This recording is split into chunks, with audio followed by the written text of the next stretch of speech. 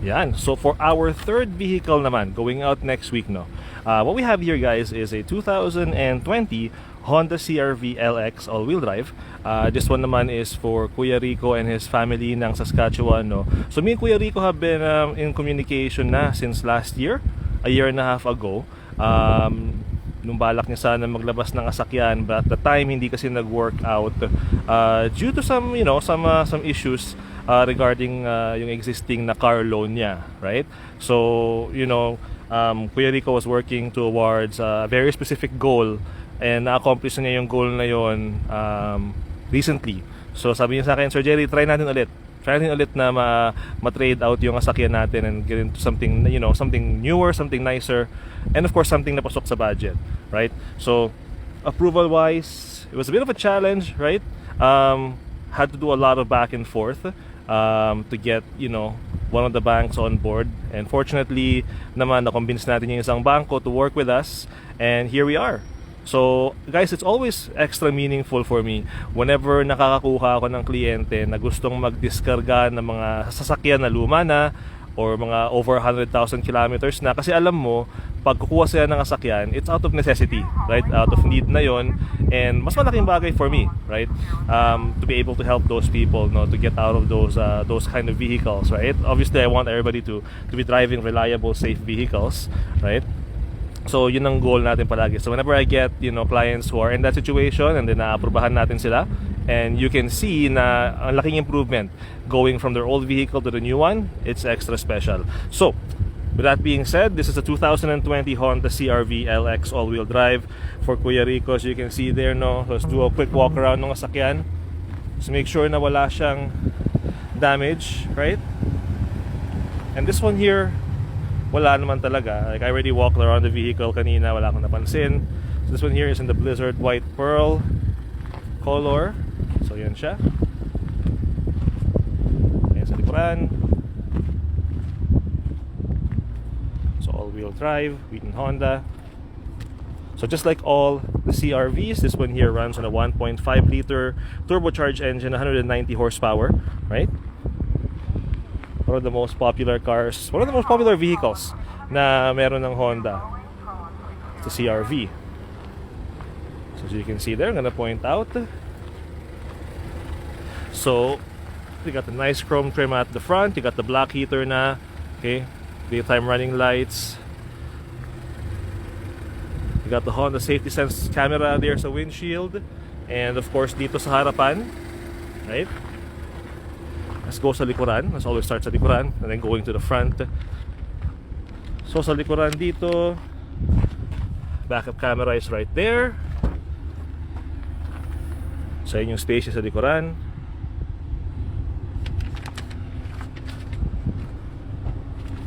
So initially, ang request sa akin ni Kuya Rico is like a 2016, 2017 Toyota RAV4, right? But because of the age of the vehicle, I always tell you guys this, right? Para sa mga mahilig na magtingin ng luma kasi mas mura, if you're financing the vehicle, sometimes picking a cheaper vehicle na mas luma will not work because of booking. So at the same time, kung meron ka ring trade-in, may negative equity ka, right? So hindi pwedeng palagi na lang yung luma ang bibilihin, right? There's certain situations na kailangan natin yung medyo bago-bago. In this case, yung 2020 na model. So I'm gonna show you guys 60-40 split there. So that goes down. This one goes down as well. You got the car seat latches sa likuran for just the right tsaka left passenger lang, hindi lahat ng tatlong upuan. Well, it is a 5-seater, so hindi naman niya kailangan ng lahat ng latches. So ayan siya pag naka-fold. So let's close this down. Let's go sa passenger side. On the passenger side, let's bring the seats up again. So ayan siya. So unfortunately, the previous owner did not include yung kanilang all-weather mats. And the reason for that is, I believe, wala silang kasama talaga in the first place nung kinuha nila. So yan yung upuan niya. So you got the black cloth with the gray middle parts. So with regards sa mats, baka magawan ko ng paraan para kay Kuya Rico Sama ko na siguro yung all-weather mats para sa kanya. So you guys know naman, di ba? Madali akong kausap. If kaya, gagawin ko para sa kliyente. So, sama ko na siguro yung all-weather mats para sa kanya. Para wala siyang iisipin. Driver side. Manual adjustment for that. So, wala nga kasamang mats unfortunately. But that's okay. Huwag natin na paraan yan. You got the safety technology there. So, lane departure warning, collision mitigation, braking system. You got the front, the windshield defroster. And of course, yung traction control. Let's go inside. Nakatodo yung AC kasi mainit. Baka ko ng konti para hindi maka-interfere yung tunog niya. So, same setup across the board for all the CRVs, right? Yan ang itsura niya sa harapan. So, this is touchscreen. So, one thing with these ones here, na nakita ko sa client ko, no, nung nagde-deliver ako minsan, yung navigation system na gamit niya was Waze, and nung na-set up namin yung Android Auto sa CRV niya, nung ginamit niya yung Waze, it would actually show up here. So same thing with the Google Maps, pero I found na yung Waze was actually a lot better, no, nung ginamit namin sa Vancouver. So you got that, right? Kasi I have a lot of people asking, gusto ko may GPS, gusto ko may navigation. And I keep telling people, if gusto niyo may navigation, gusto niyo may GPS, we have to go to a higher trim level. Higher trim level means more money. But mo kailangan gumastos ng extra kung meron ka namang telepono, you have Android Auto, you have Apple CarPlay sa sasakyan, just connect it and then you can use your screen here for your GPS, di ba? But mo kailangan gumastos ng extra $800 or $1,000 more to jump to a higher trim level for a GPS. So, there you go. I'm gonna demonstrate yung kanyang backup camera. So yun yung kanyang backup camera there. You got heated seats, dual zone climate controls for the front. I'm gonna point that out kasi I know some starting models ng mga ibang brands ng SUV wala silang dual zone climate control. I believe yung, if it wasn't for the Crosstrek or the Eclipse Cross, yung ginawan ko ng video 2 weeks ago, no, yung base model did not have dual zone climate control. So in this one here, meron siyang dual zone climate control. You also have the push button, meaning na built-in na yung remote starter mo. Ayan yung kanyang speedometer. So digital speedo, 43,000 kilometers as of today. You got your adaptive cruise control over here. Your Bluetooth settings, volume and all that stuff are all there as well. Econ button for extra fuel economy. Yung parking brake mo ay nandito. Okay? So hindi na sa paanan. Now this one here is yung sa auto engine idle. So if you have this enabled sa kotse mo, every time na mag-idle yung sasakyan, whether nasa stoplight ka or or somewhere na you're driving slow and naka-idle lang yung sasakyan. Naka-idle lang yung sasakyan, it would shut off yung engine.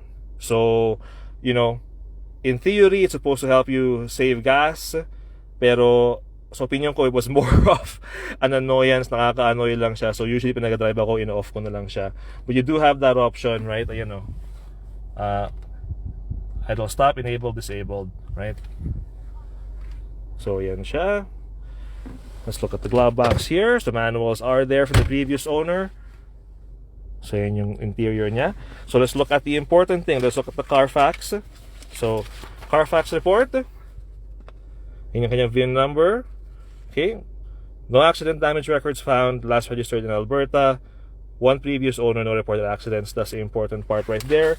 As for the maintenance ng sasakyan, let's see here. It was always being done here sa Wheaton Honda. So, the vehicle was first purchased back in January 31. So, yan siya. Sa amin din binili. And lahat ng servicing dito dinala. So, malinis. And just like yung Civic natin kanina, pag ang isang sasakyan ay pasado sa certified used Honda status, you do get yung extended powertrain warranty. So in this case here, since it is a 2020 model, right, pasado siya ng certified used Honda. So yung kanyang powertrain warranty, as you can see there, gets extended all the way to 2027 or 160,000 kilometers, whatever comes first. Okay, so again, just a quick summary. What is comprised ng powertrain? You got your drivetrain, so all-wheel drive system mo, engine, transmission, those big important components covered yun ng powertrain. And in this case here, hindi na kinakailangan bumili ni Kuya Rico ng extended warranty kasi certified used Honda siya. So na-extend na yung kanyang powertrain warranty for at least until 2027 or up to 160,000 kilometers. So extra added value pag bibili ka ng sasakyan na certified used Honda kasi ina-extend yung powertrain warranty. Now, hindi lahat ng sasakyan papasa sa certified used Honda. So may mga ibang sasakyan na babagsak. For example, yung Civic na finiture ko last month, yung kulay black, hindi siya nakapasa ng certified used Honda, if I remember correctly, kasi yung kanyang AC may problema. So yun yung na-catch namin, nung na-catch ko siya, sinabi ko sa kliyente ko, nag-switch kami ng ibang unit. So yun yung sabi ko sa inyo guys, if I catch something na hindi ako komportable, I will always disclose it sa buyer para may option sila na pili ng ibang unit or stick with the same one, right? So yun yung sasakyan. So there you go. So Kuya Rico, sa wakas makakalipat ka na ng sasakyan. Bagong bahay, bagong sasakyan. You're all set pretty much. So there you guys go. That's gonna be our third delivery next week. This is a 2020 Honda Civic, Honda CRV LX all-wheel drive for Kuya Rico ng Saskatchewan. Looking forward to see you, Kuya, and looking forward to take away yung sasakyan mo. Ako na ang bahala dyan, hindi mo na problema yan. Ito na ang para sa'yo at para sa family mo.